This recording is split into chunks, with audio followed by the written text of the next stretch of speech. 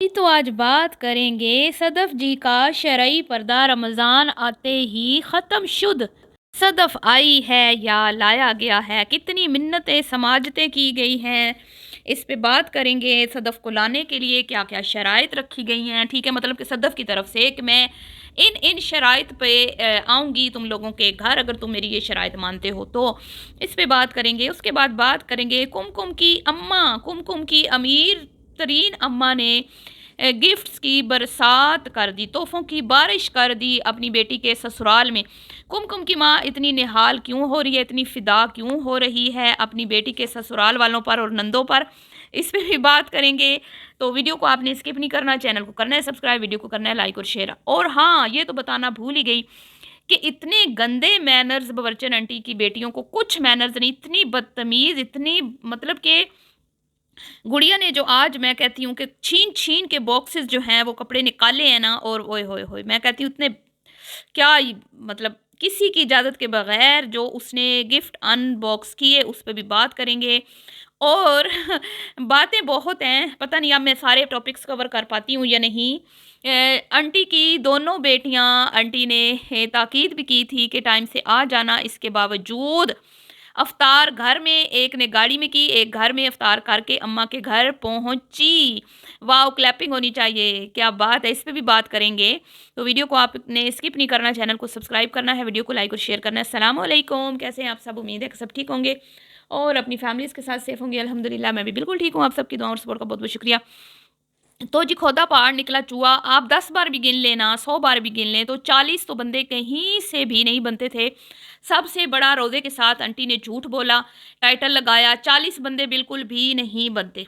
ठीक है, जितनी मर्जी गिन लेना, 10 औरतें 10 मर्द होंगे बस, इससे ज़्यादा नहीं। ठीक है, 10 बच्चे भी कर लेना तो 30 बनते हैं, 40 आप खींच खींच के भी बनाना चाहें ना तो 40 बंदे नहीं बनते। लेकिन दूसरों को भाषण देने वाली खातून जो कहती है कि मैं ये, मैं वो, मैं ऐसी, मैं वैसी, झूठ गुनाह, गीबत गुनाह, चुगली गुनाह, मुर्दार भाई का गोश्त, लेकिन खुद इनको जी सारे गुनाह माफ़ हैं। ये खुद कुछ भी करती रहें, ये फिर भी पवित्र हैं, ये साफ़ सुथरी, साफ़ शफाफ औरतें हैं। तो ये एक झूठ जी, ये क्यों टाइटल लगाया गया? जिस तरह बाकी हमारी कुकिंग के रिलेटेड जितनी भी खवातीन है ना, वो इस तरह के title, specially kitchen with Amina जो है वो अक्सर बहुत बड़ी अमाउंट में खाने बनाती हैं।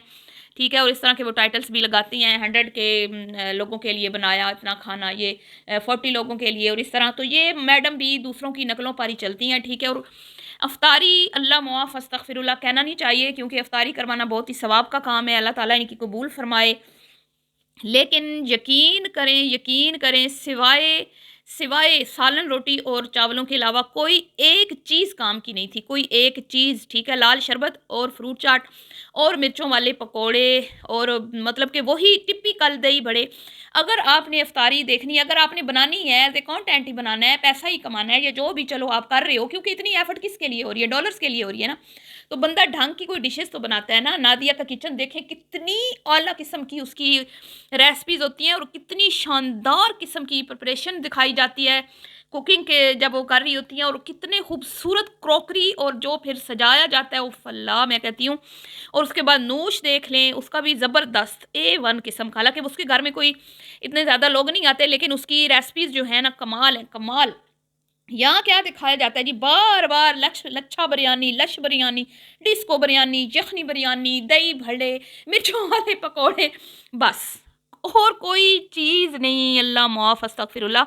कहना तो नहीं चाहिए भाई, क्योंकि एक खजूर और एक घूंट पानी का भी जो आपने किसी को रोज़ा अफ्तार करवा दिया ना, उसकी भी मतलब कि फजीलत उसी बराबर है जिसने किसी को बहुत ज़्यादा खाने खिलाए। लेकिन एक बात है, मैं वो नहीं कह रही, अल्लाह इनकी कबूल करे, लेकिन एक बात है ना कि भाई आप अगर किसी को, अगर आप इतना बढ़ा चढ़ा के कंटेंट बना रहे हो और आप उसमें कह रहे हो कि 40 लोगों की क्या कहते हैं वो अफ्तारी, तो इसमें फिर आपको ये भी तो देखना चाहिए ना कि भाई हम बना क्या रहे हैं।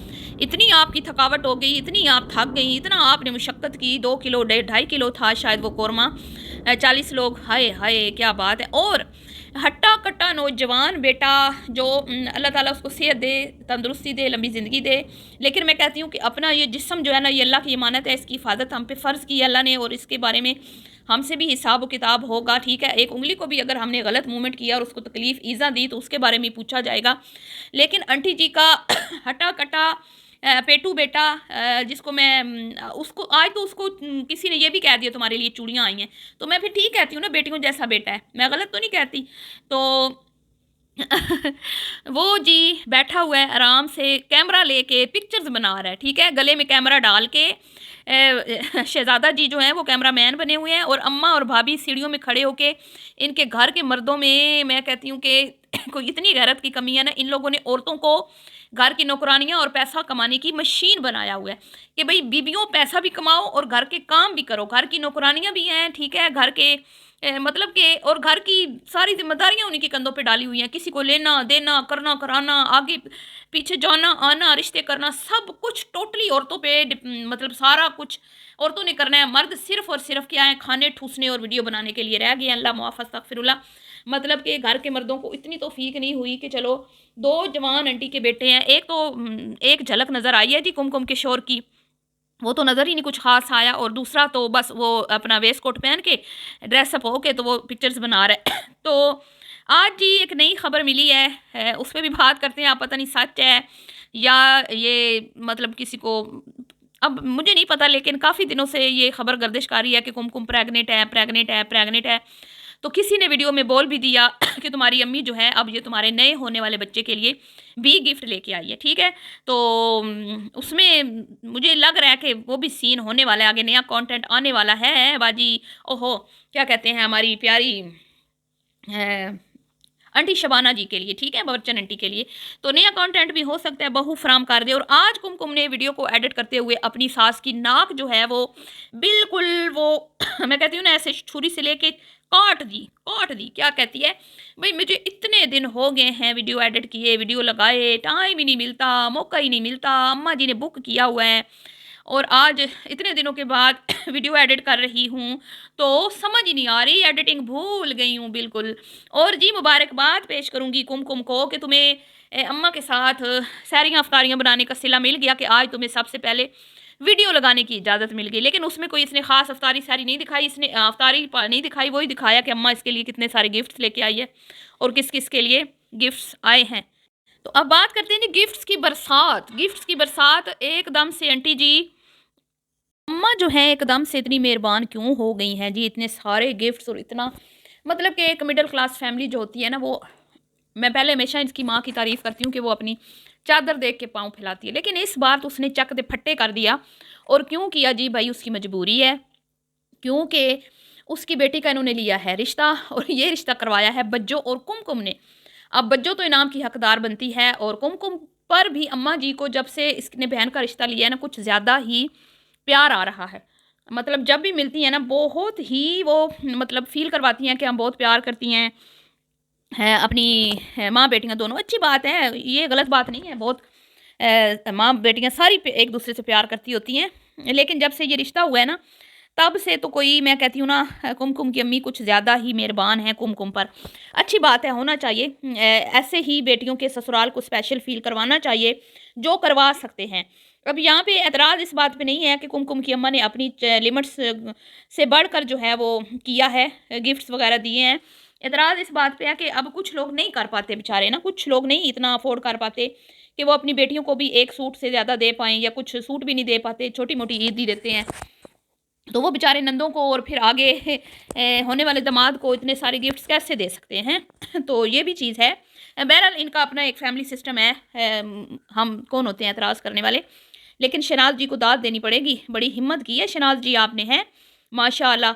आप तो सदके वारी जा रही हैं अपने दोनों दामादों पर, क्या बात है। आपसे ना माओं को सीखना चाहिए सलीका कि कैसे बेटियों के ससुराल को काबू में रखा जाता है और कैसे घर बनाए जाते हैं। इस चीज़ पे तो मैं हमेशा ही कुमकुम को दाद देती हूँ कि इन तीनों माँ बेटियों के साथ गुजारा करना किसी आम बंदे के बस की बात बिल्कुल भी नहीं है।